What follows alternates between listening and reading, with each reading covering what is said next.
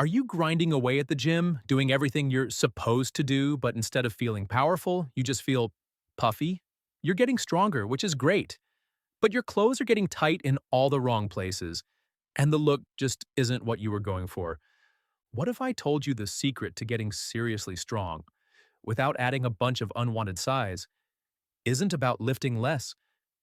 It's about training your nervous system, not just your muscles. In this video, I'm breaking down the hidden training principles that build functional strength, not just size, so you can finally carve out that powerful athletic body you've been working for. If that sounds good, do me a favor and hit that subscribe button so you don't miss more guides to help you train smarter. The problem, why you feel puffy, not powerful. First things first, there's absolutely nothing wrong with getting bigger muscles. For a lot of people, that's the whole point. But maybe that's not your goal. You might be an athlete trying to stay in a weight class, a climber who needs an insane strength-to-weight ratio. Or maybe you just prefer a leaner, denser look over a classic bodybuilder physique. The frustration kicks in when you follow popular fitness advice, like doing endless high-rep sets to tone up, and you end up feeling kind of soft and swollen instead of hard and powerful. You see the number on the scale creep up, but it doesn't feel like it's from solid, functional muscle. This is a super common problem, and it all comes down to a misunderstanding of how your body builds strength versus how it builds size. So many people, especially women, get scared of lifting heavy because they think they'll accidentally get bulky. They stick to lighter weights for 12, 15, even 20 reps. But here's the irony, that higher volume training can actually cause the exact type of muscle growth you're trying to avoid. It leads to that puffy feeling without the huge jump in raw strength. The fix isn't to ditch the weights, it's to use them way more intelligently. The science. Your brain versus your biceps. To fix this, you need to know the two main ways your body gets stronger. Think of it like upgrading a computer. You can either upgrade the hardware, the physical parts, or upgrade the software, the operating system. The hardware upgrade for your body is muscle hypertrophy, the physical growth of your muscle fibers.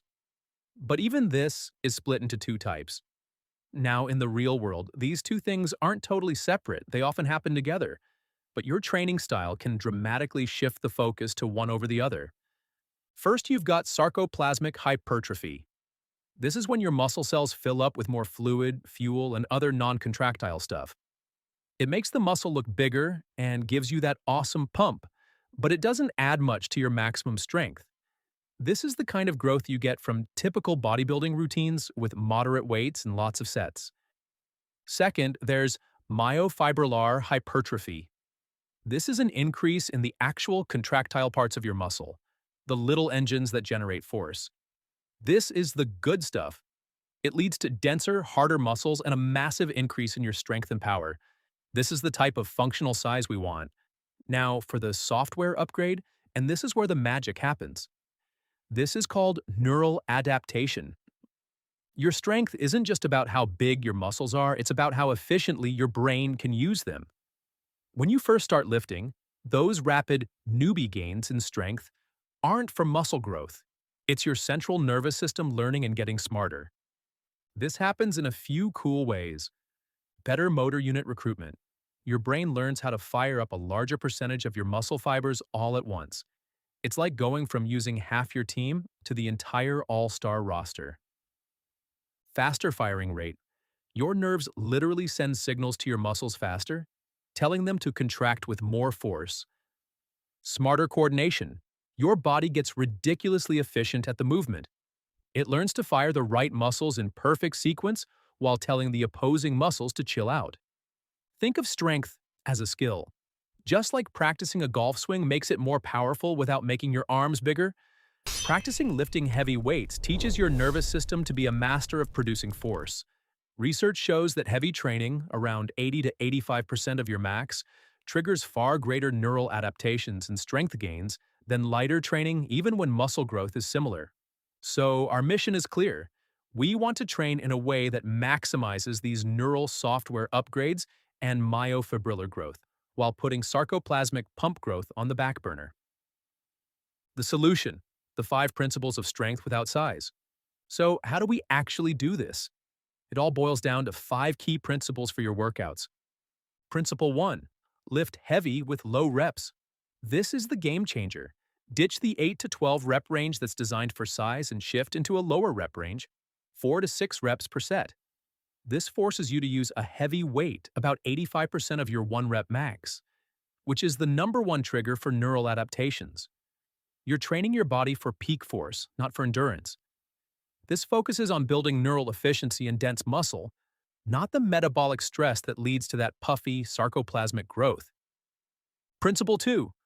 Live on compound exercises. Your exercise choice is everything. You need to focus your energy on the big, multi-joint compound lifts. I'm talking about squats, deadlifts, bench presses, overhead presses, pull-ups, and rows. These moves mimic real-world strength and teach your muscles to work together as a powerful team. They fire up tons of muscle at once, making them incredibly efficient. Isolation moves like bicep curls are fine, but they tend to create localized metabolic stress that's more likely to puff up a muscle without building that full-body coordinated strength we're after. Principle 3. Take real rest breaks. This will feel weird if you're used to high-energy, circuit-style workouts, but for pure strength, it's a must. You need to rest for 3 to 5 minutes between your heavy sets. When you lift heavy, your body uses a high-octane fuel source that runs out in about 10 to 15 seconds of all-out effort. It takes a full 3 to 5 minutes to fully recharge. Resting this long lets you hit every single set with maximum power.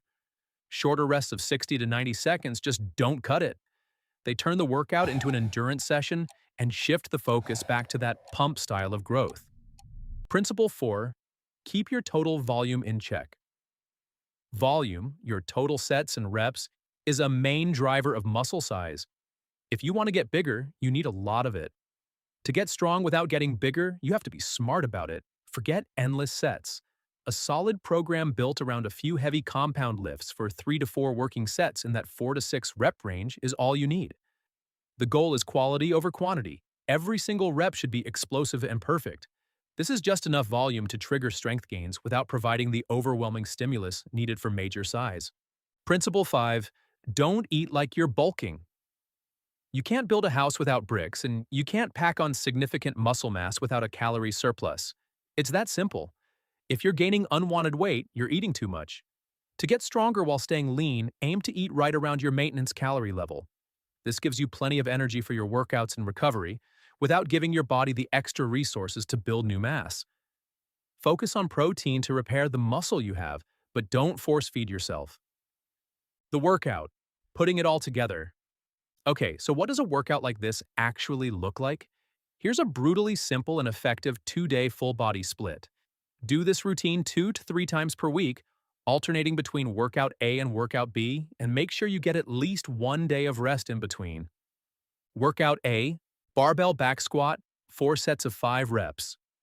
Barbell bench press, 4 sets of 5 reps. Bent over barbell row, 4 sets of 5 reps, rest a full 3 to 5 minutes between each set. Workout B, deadlift, 3 sets of 4 reps. Deadlifts are super demanding, so a little less volume is smart here. Standing overhead press, 4 sets of 5 reps. Pull-ups, or lat pull-downs, 4 sets of 5 reps. Again, rest 3 to 5 minutes between sets. That's it. It might not look like much on paper, but if you are truly lifting heavy with 100% effort, this routine is incredibly tough and will build pure functional strength. The name of the game is mastering these core lifts and slowly adding a little more weight to the bar over time. Building a strong, capable, athletic body doesn't have to mean getting bulky. The fear of getting too big has robbed too many people of feeling what it's like to be genuinely strong. By shifting your focus from chasing a pump to training for neurological power, you unlock a whole new way to develop your body. It's about training smarter, not just harder. Just remember the principles. Lift heavy for 4 to 6 reps. Stick to big compound movements. Take long rest breaks. Control your total volume. And eat for maintenance, not for mass. This approach builds a body that doesn't just look good, it performs. You'll become more powerful, more resilient, and way more confident in what your body can do, all while building that dense, strong physique you've been working for. I hope this cleared things up. What's the one training myth you used to believe? Drop it in the comments below, and if you found this helpful, hit that like button, subscribe for more, and I'll see you in the next one.